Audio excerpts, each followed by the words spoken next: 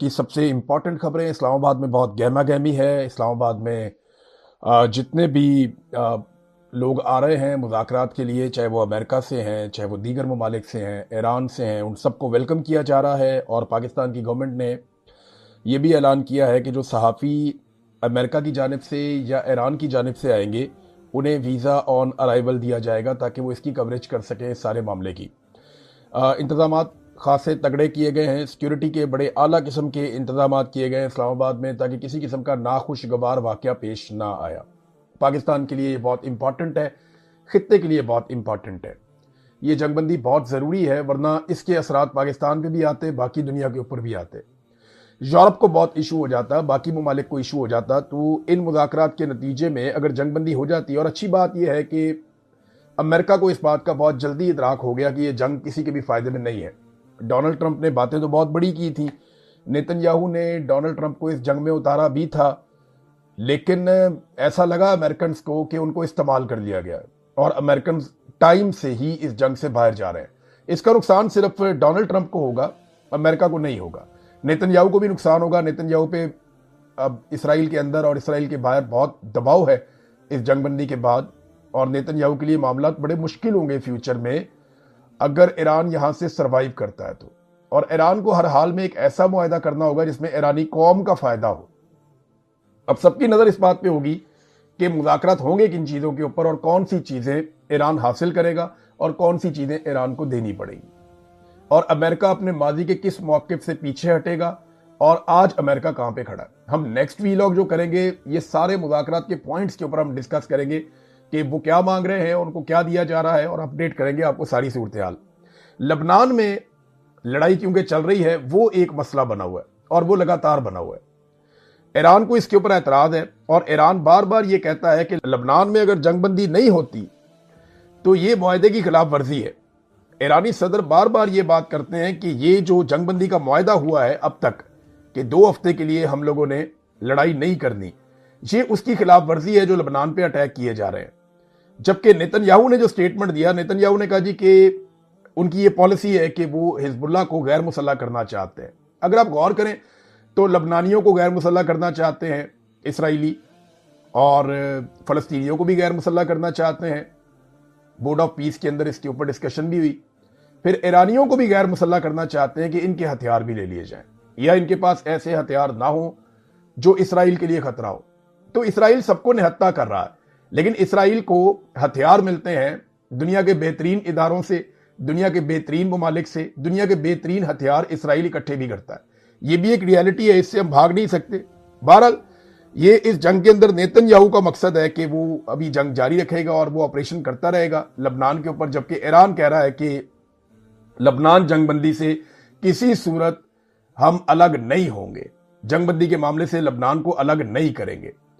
अब मुज़ाकरात का टाइम है और दुनिया इसको देख रही है बड़े पॉजिटिव अंदाज में। डोनाल्ड ट्रंप को भी उम्मीद है कि सारी चीजें ठीक हो जाएंगी, पाकिस्तान को बड़ी उम्मीद है, और पाकिस्तान ने कहा कि सारा कुछ काबू में है। नेतन्याहू पे एक प्रॉब्लम तो इसराइल के अंदर भी है ना, वो प्रॉब्लम के ऊपर केस भी है, रिश्वत के हवाले से भी और इख्तियारात के गलत इस्तेमाल के हवाले से भी, उसमें भी उसको काफी मुश्किलात का सामना है।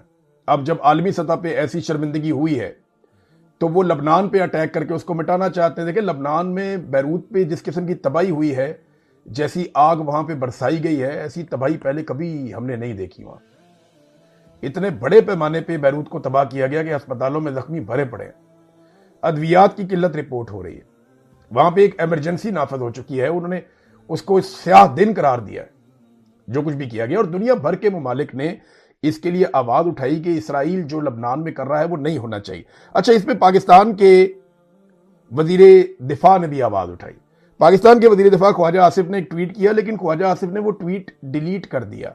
जो ट्वीट ख्वाजा आसिफ ने किया वो ट्वीट किया, मैं ट्रांसलेट भी कर देता हूं, लेकिन आप ये देख लें, इंग्लिश में इसका बड़ा इंपैक्ट है। उन्होंने कहा जी, Israel is evil and curse for humanity while peace talks are underway in Islamabad, genocide is being committed in Lebanon, innocent citizens are being killed by Israel, first Gaza, then Iran, and now Lebanon. Bloodletting continues unabated. I hope and pray people who created this cancerous state on Palestinian land to get rid of European Jews burn in hell. یہ بڑا خواجہ آصف صاحب نے زبردست قسم کا statement دیا اسرائیل کے حوالے سے. اس طرح کے سٹیٹمنٹ باقی لوگ بھی دیتے ہیں, یعنی ایسے سٹیٹمنٹ ہم نے سخت سٹیٹمنٹ اسرائیل کے خلاف یورپی رہنماؤں کی جانب سے بھی دیکھے, پاکستان کے دیگر رہنماؤں کی جانب سے بھی دیکھے. عمران خان نے بڑے سخت بیانات دیے. لگ بھگ عمران خان کے ابھی بھی میں سوشل میڈیا پہ دیکھ رہا تھا, میں نے 17 ایسے بیانات دیکھے جو انہوں نے ڈائریکٹلی اسرائیل کے خلاف دیے, اور ان میں سے ایک بھی بیان کو آج تک ڈیلیٹ نہیں کیا گیا. خواجہ آصف کا یہ ٹویٹ ڈیلیٹ ہو گیا. خواجہ آصف نے اس ٹویٹ میں کیا کہا پہلے آپ یہ دیکھیں, ذرا اردو میں آپ کو تھوڑا سا میں سمجھا دیتا ہوں. خواجہ آصف نے اسرائیل کو جو ہے وہ ایک قرض قرار دیا, ان کو ایول قرار دیا, ایک برائی قرار دیا اسرائیل کو, اور انہوں نے الزام عائد کیا کہ اسلام آباد میں بات چیت ہو رہی ہے ایسے وقت میں لبنان میں نسل کشی کر رہا ہے اسرائیل. خواجہ آصف نے کہا کہ معصوم شہری اسرائیلی کارروائیوں میں مارے جا رہے ہیں, پہلے غزہ میں, پھر ایران میں, اور اب لبنان میں خون ریزی کا نہ رکنے والا سلسلہ جاری ہے. خواجہ آصف نے اسرائیل کو کینسر زدہ ایک ریاست قرار دیا, اور اس کے قیام کے متعلق انہوں نے کہا کہ ان کو جہنم میں جلنا چاہیے جنہوں نے یہ ریاست قائم کی فلسطینیوں کی سرزمین پر.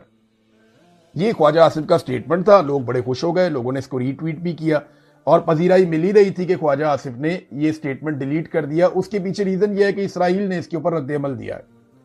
اسرائیلی وزیر اعظم کے دفتر نے پاکستان کے وزیر دفاع خواجہ آصف کے بیان کی مذمت کر دی, جس میں انہوں نے اسرائیلی ریاست کو کینسر زدہ قرار دیا تھا. خواجہ آصف نے سٹیٹمنٹ دیا. چند گھنٹوں کے بعد ایکس پر اسرائیلی وزیر اعظم کے دفتر نے ایک بیان جاری کیا اور یہ کہا کہ پاکستان کے وزیر دفاع کی جانب سے اسرائیل کی تباہی کی اپیل نہایت اشتعال انگیز ہے. یہ ایسا بیان ہے جس کی کسی بھی حکومت کی جانب سے قابل برداشت اسے نہیں سمجھا جا سکتا, خاص طور پر ایسی حکومت کی طرف سے جو خود کو امن کے لیے غیر جانبدار ثالث قرار دیتی ہو. اسرائیلی وزیر خارجہ جدعون سائر نے بھی پاکستانی وزیر دفاع کی سوشل میڈیا پوسٹ پر سخت رد عمل دیتے ہوئے کہا کہ یہودی ریاست کو کینسر زدہ قرار دینا ان کی تباہی کی اپیل کرنے کے مترادف ہے. لو جی, پاکستان تو اسرائیل کو تسلیم ہی نہیں کرتا, اور اسرائیل امن مذاکرات کا حصہ ہی نہیں ہے. اب خواجہ آصف اگر یہ کہیں گے نا کہ امن مذاکرات چل رہے تھے, میں نے اس لیے اپنی ٹویٹ ڈیلیٹ کی, نہیں, عمران خان نے آج تک اپنی ایک بھی ٹویٹ ڈیلیٹ نہیں کی. تھوڑا عرصہ پہلے یہی خواجہ آصف ٹی وی پروگرام میں بیٹھ کے کہہ رہے تھے کہ عمران خان کا کوئی ایک بیان دکھا دیں جو اس کا اسرائیل کے خلاف ہو, تو بہت سارے بیانات نکال کے ٹی وی والوں نے دکھا دیے. پھر خواجہ آصف نے کہا جناب کہ عمران خان اپنی بات کرتا ہے, وہ اسرائیل کے خلاف بات نہیں کرتا, حالانکہ عمران خان جیل میں بند ہے.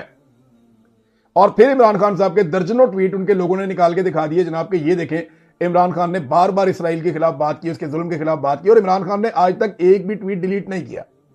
خواجہ آصف پاکستان کا وہ واحد وزیر دفاع ہے جس نے ایک ٹویٹ کیا اسرائیل کے خلاف, لوگوں نے اس کو پسند کیا, اور پھر اس ٹویٹ کو خواجہ آصف نے خود ہی ڈیلیٹ کر دیا.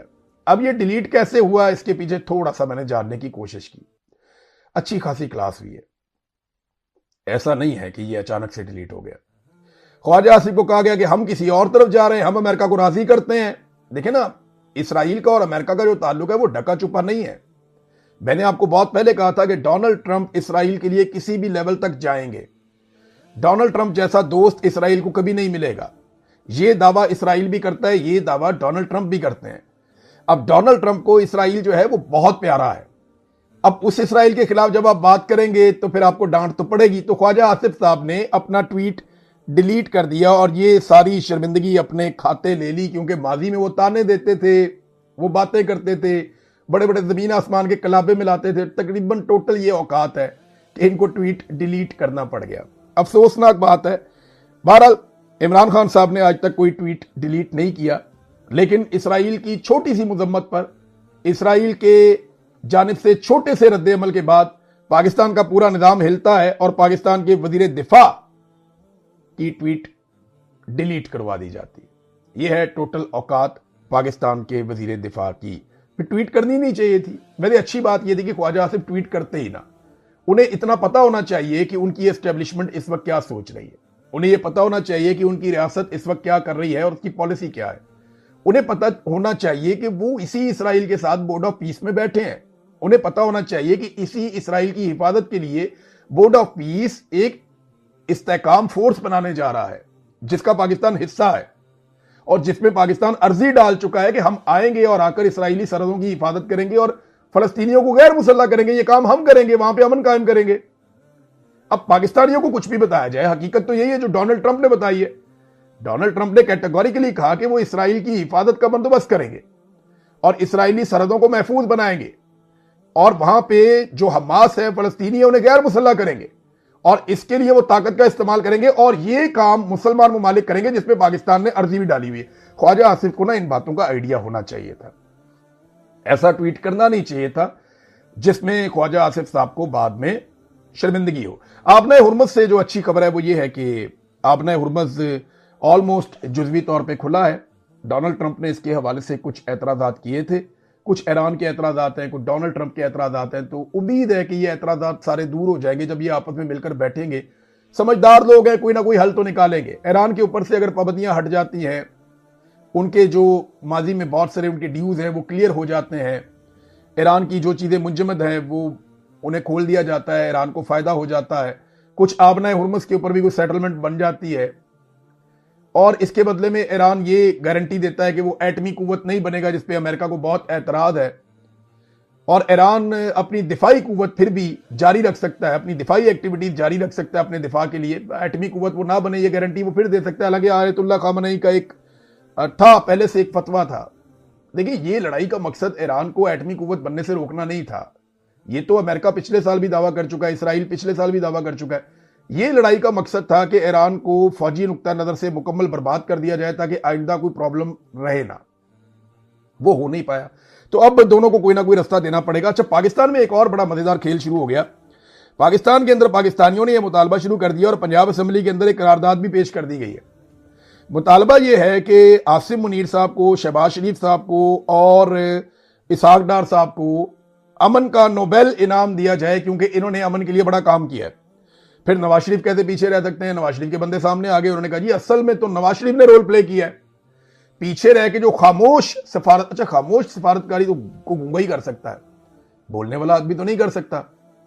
تو یہ دعویٰ کیا گیا کچھ صحافیوں کی جانب سے، کچھ ٹاؤٹوں کی جانب سے، کچھ درباریوں کی جانب سے، اور کچھ نواز شریف کے چاہنے والے، ان کے قریبی سیاستدان، ان کا یہ حق ہے، وہ یہ بات کر سکتے ہیں۔ انہوں نے یہ کہا کہ نواز شریف نے بڑا زبردست رول پلے کیا ہے اس عالمی سطح کی جنگ بندی میں، تو نواز شریف کو بھی نوبل انعام امن کا ملنا چاہیے، یہ سارا کچھ نواز شریف نے کیا۔ پھر زرداری صاحب کیسے پیچھے رہ سکتے تھے؟ ان کے لوگ سامنے آ گئے، شیری رحمان صاحبہ کا سٹیٹمنٹ ہے، باقی کچھ لوگ بھی کہہ رہے ہیں کہ زرداری صاحب نے جو بیک ڈور سے رابطے کیے نا، اور جو کمال کیا زرداری صاحب نے، جنگ بندی اس کی وجہ سے ہوئی ہے۔ ابھی تھوڑے دنوں میں آپ کو اس کے اندر بلاول کا رول بھی نظر آنا شروع ہو جائے گا، پھر آپ کو اے این پی کا، فضل الرحمان کا، یہ سارے اس مٹھائی میں حصہ کھائیں گے، یہ سارے کہیں گے جناب ہم نے یہ کیا، ہم نے یہ کیا۔ دیکھیں کامیابی کے سارے حصے دار بن جاتے ہیں، ناکامی کا کوئی حصے دار نہیں ہوتا۔ ان سب کو یہ عزت پاکستان کی وجہ سے ملی ہے۔ پاکستان ایک ایٹمی ملک ہے، طاقتور ملک ہے، 25 کروڑ لوگوں کا ملک ہے، جس جگہ پہ پاکستان ہے، پاکستان کے عوام کا ایرانی عوام کے ساتھ ایک شاندار تعلق ہے، اس بنیاد پہ پاکستان کو یہ موقع ملا، اور پاکستان کی موجودہ حکومت نے لگاتار کوشش کی کہ مذاکرات ہوں، کوئی یہ مسئلہ حل ہو جائے، ہمیں لڑائی میں نہ اترنا پڑے، اور یہ بات بالکل ٹھیک ہے کیونکہ عوامی دباؤ بہت تھا ان کے اوپر۔ ورنہ دیکھیں ایک وقت ایسا آیا تھا کہ اس بات کا خدشہ ہو رہا تھا کہ پاکستان جانبدار ہونے جا رہا ہے، اور پاکستان جانبدار ہوا بھی۔ پاکستان کے وزراء کے سٹیٹمنٹ سے ہمیں پتہ چلتا ہے، پاکستان کے اندر جو بریفنگ ہوئی ان سے ہمیں پتہ چلتا ہے، پاکستان کے آرمی چیف نے جو ملاقاتیں کی ان سے پتہ چلتا ہے، تو بات کھل رہی تھی آہستہ آہستہ۔ جو دعوے عرب میڈیا کر رہا تھا ان سے بھی پتہ چلتا ہے۔